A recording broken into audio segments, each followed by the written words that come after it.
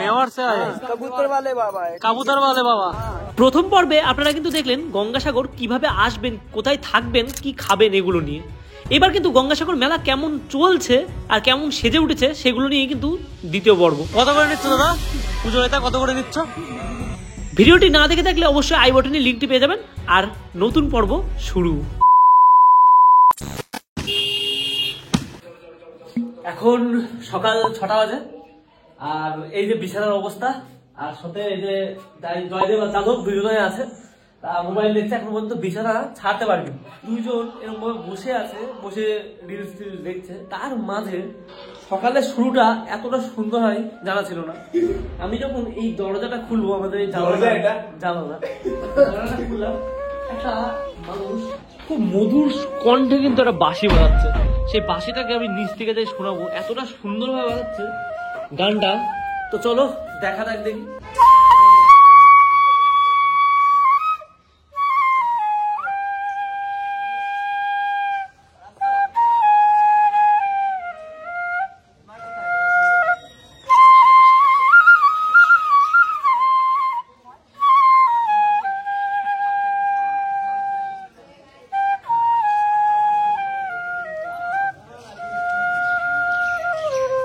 কিছু সময় শোনার পর তারপর দেখলাম একটা বোন আসলো, দাদার সাথে কথা বলছিল। তারপর তারা দুজন মিলে যেটা করলো, সত্যি আমি আশা করিনি এটা সামনে থেকে শুনবো।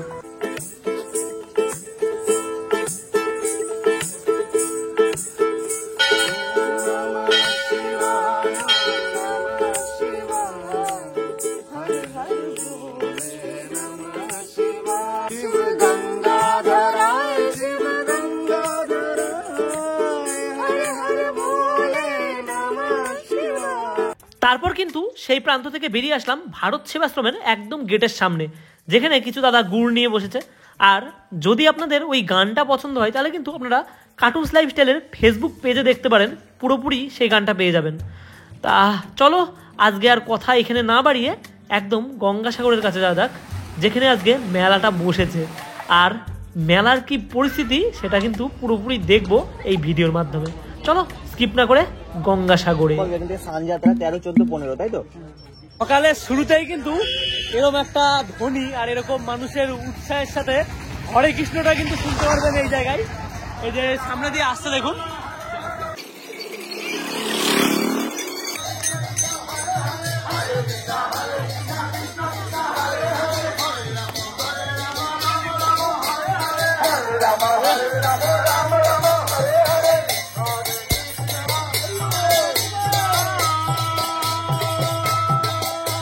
তারপর কিন্তু একটু হেঁটেই পৌঁছে গেলাম কপিল মুনির আশ্রমে, যেখানে কিন্তু দুই পাশ দিয়ে আপনারা নাগা সাধু এবং আঘুরি সব কিন্তু পেয়ে যাবেন। কিন্তু আমি ক্যামেরায় সেটাকে দেখালাম না, কারণ একটু ইউটিউবের প্রবলেমের জন্য। তা সামনে থেকেই কিন্তু মেলা শুরু। নিচ্ছ দাদা পুজোর এটা কত করে নিচ্ছ? 230, সব দুটোই 230 করে একটা, মানে এটাও তো 230, ওটাও 230, তাই তো? একটা। তারপর এখানে গিয়ে কিন্তু দেখলাম অনেক মানুষ একজনের থেকে দীক্ষা নিচ্ছে, সেখানেই কিন্তু পুজো অর্চনা করছে।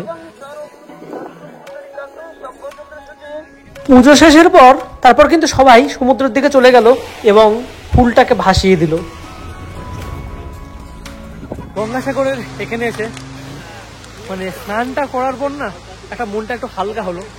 এরপর কিন্তু সন্ধ্যা আরতি আছে, সন্ধ্যা আরতিটাও আমরা দেখবো।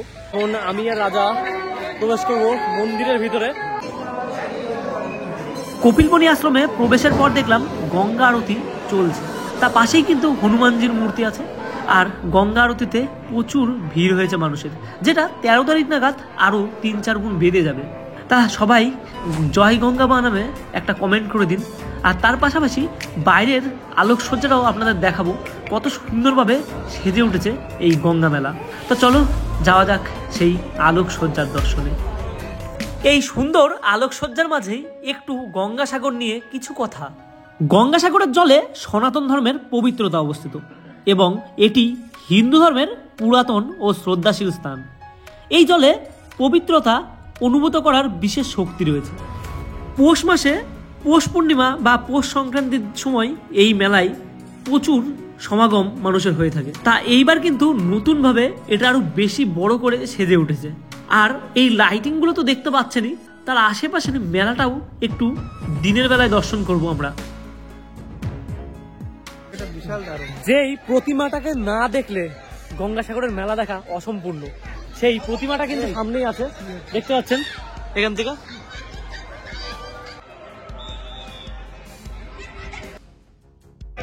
মেলা কিন্তু পুরোপুরি বসা কমপ্লিট।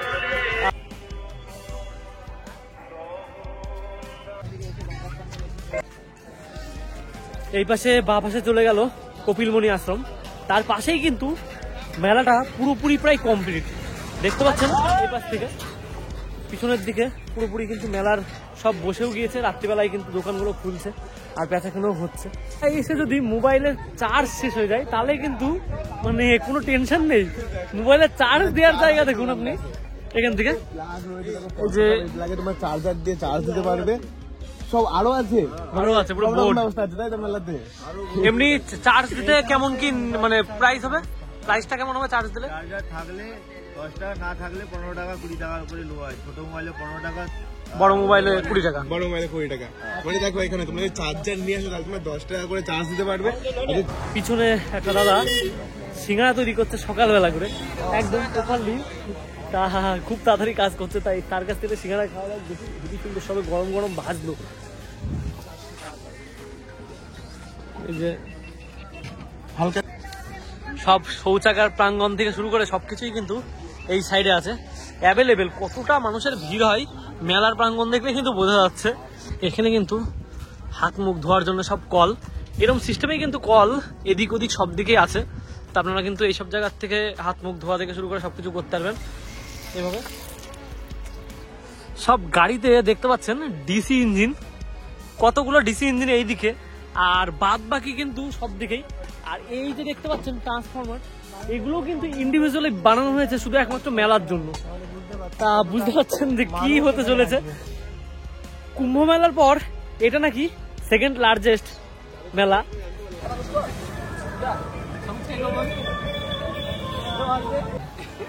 দাদা বলছি, এই যে কালারটা করছো এটা পুরো একদম ওই লাস্ট অব্দি যাবে, একদম পুরো ইয়ে অব্দি, ঘাট অব্দি, সামনে অব্দি থেকে যাবে। আমরা কিন্তু আবার চলে আসলাম সেই বিচে, আর বিচে সকালের যে মনোরম পরিবেশ সেটা একটু দেখানোর চেষ্টা করি। আশেপাশে কিন্তু দেখতে পাচ্ছেন সব মানুষে ভর্তি।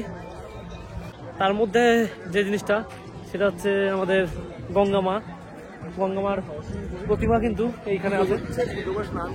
আর সামনে থেকে আমাদের গোপাল ঠাকুর যেটা বসানো আছে সেটা কিন্তু এখানে শ্রী গোপাল, দেখতে পাচ্ছেন গোপাল প্রতিমা।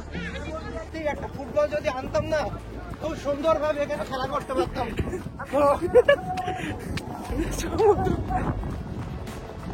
लिखे तो हमारा ऐसा लिखना मेवाड़ से आए, ठीक है?